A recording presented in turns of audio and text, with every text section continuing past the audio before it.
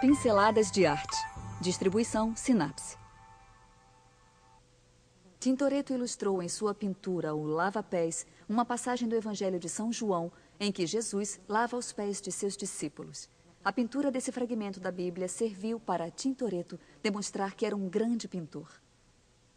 Ainda que estejamos na última ceia, isso não é Jerusalém. Basta ver o canal do fundo para logo perceber que estamos em Veneza. É a Veneza idealizada do Renascimento.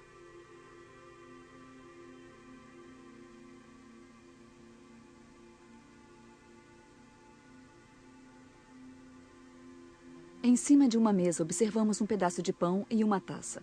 São sinais que nos mostram que a última ceia ainda não terminou. Se repararmos na cena do interior da outra sala, observaremos Jesus dando a bênção enquanto os apóstolos o acompanham à mesa. Isto é, tem lugar a última ceia. Desta forma, Tintoretto nos comunica em que contexto acontece a ação do quadro. O mais engraçado é que Tintoretto pinta dois momentos da história no mesmo quadro. A última ceia, como já vimos, e o lava-pés, que ainda não vimos. Agora a questão é, em que lugar dentro deste espaço o pintor situou a cena principal, o momento em que Jesus lava os pés de São Pedro? Poderíamos pensar em muitos lugares, mas aposto que não esperávamos encontrá-la aqui. Quando os contemporâneos do pintor olhavam suas obras, sentiam a mesma surpresa que nós sentimos.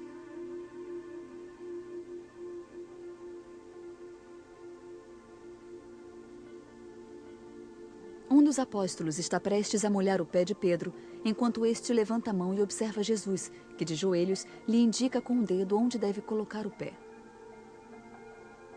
Do outro lado, em primeiro plano, um apóstolo desabotou as sandálias. Certamente será o próximo, depois de Pedro. Esta figura e a do grupo de Jesus servem para enquadrar o conjunto. A presença anedótica do cão em primeiro plano responde certamente a uma tentativa do artista de dar mais naturalidade à cena.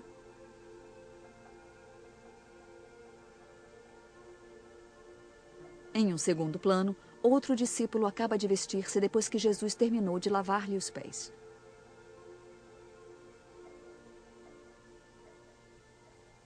Ainda que à primeira vista os personagens que estão em volta da mesa pareçam dispersos, entre eles se estabelece um vínculo sutil de olhares e ações.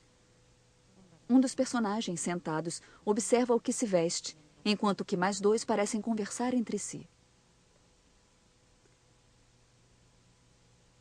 Um quarto olha com curiosidade como um de seus companheiros puxa com toda a força para ajudar um outro a tirar as calças. Ao fundo e apoiando-se na base de uma coluna, podemos ver outro apóstolo que, pelo gesto das mãos, parece que reza.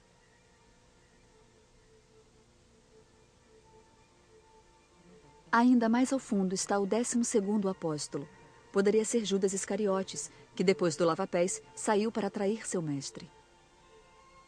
Para conseguir a profundidade tão aparente desta obra, Tintoretto recorreu à perspectiva linear e à perspectiva aérea, que consiste em representar de forma mais borrada os contornos das figuras e as cores, para conseguir efeitos especiais, como o que se observa debaixo da toalha da mesa. O artista criou 3 fontes de luz para iluminar a cena.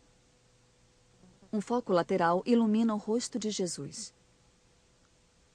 Uma luz que provém do teto ilumina os apóstolos na mesa.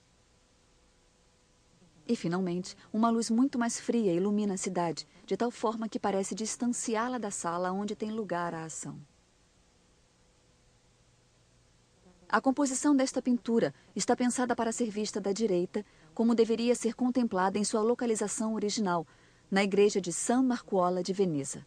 Vista assim, os espaços mortos entre as figuras ficam bem menores. Obrigada, Tintoretto, por estas pinceladas de arte. E já sabem, vocês têm um encontro com o Lava-Pés no Museu do Prado de Madrid.